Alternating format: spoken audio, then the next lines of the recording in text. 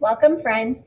Today we're going to be reading Pumpkin Jack, and then you're going to have some comprehension questions that I want you to talk about with your caregiver, okay?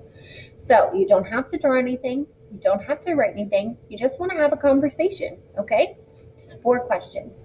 So let's make sure that you're focused on our story so you can remember those details to help you answer the questions. And if you need to watch our video and read our story twice, go for it. It's why you have it, okay? So let's read Pumpkin Jack, written and illustrated by Will Hubble.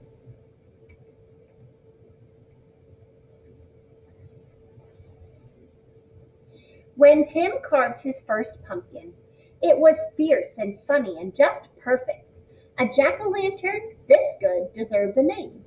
So Tim gave it one, Jack. He loved it so much he had to name it. Long after the best trick-or-treat candy was eaten, Tim still kept Jack. At night, when a candle made Jack's face dance on the wall and filled the dark with warm pumpkin smells, Tim felt Jack was almost magic. Yet too soon, the spell was broken. The pumpkin is beginning to rot, announced his mom. It's time to throw it out. Tim knew it was useless to argue. He carried Jack to the garden, which was filled with the brown ghosts of last summer's plants. A dead garden is better than a trash can, thought Tim.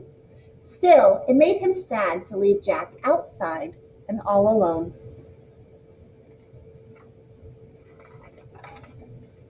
Wherever chores or play brought Tim to the garden, he looked at Jack. Every time, Jack was different. He became wrinkled, and his fierce smile began to look silly.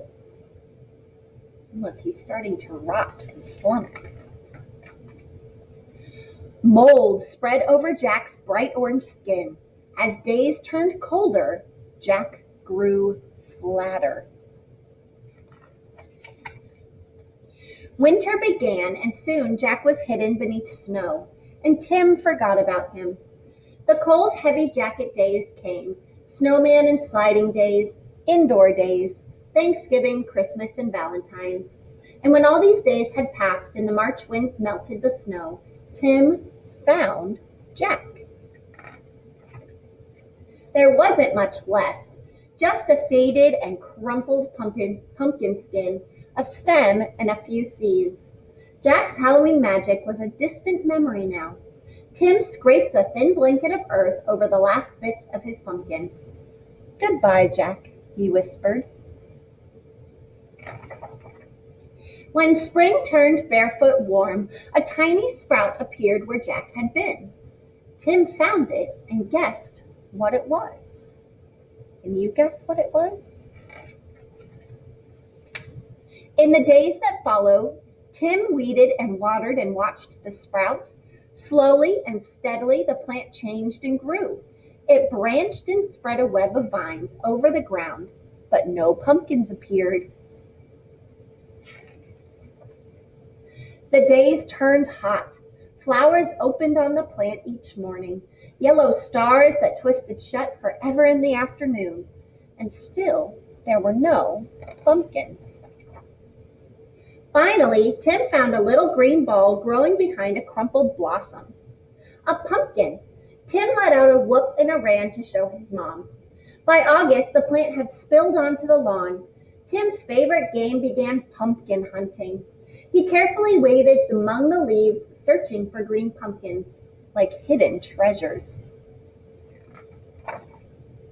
School began again, and the days cooled. Tim had less time to visit the garden.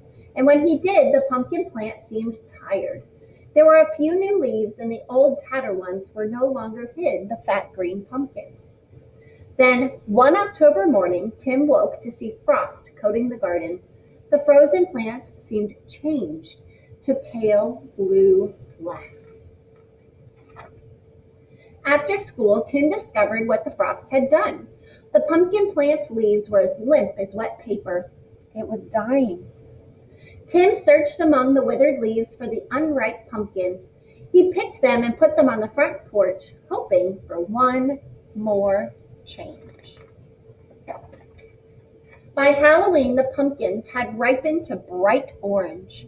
There were many, for the plant had been generous. Tim was generous too. He gave all but one away. From jack-o'-lantern to seed to pumpkin again, the circle was almost complete. Now it was time for Tim to do his part. He gave his pumpkin a face. It smiled at him in a fierce and funny way. Tim smiled too and said, "Welcome back, Jack."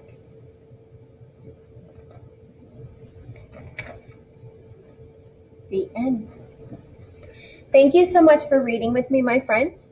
Now remember, that was a bit of a long book, so if you need to read it twice, don't worry, you have it, okay? Now, I hope you have a really good time answering your questions and that you can remember a lot of details from our story. Thank you for reading with me, friends.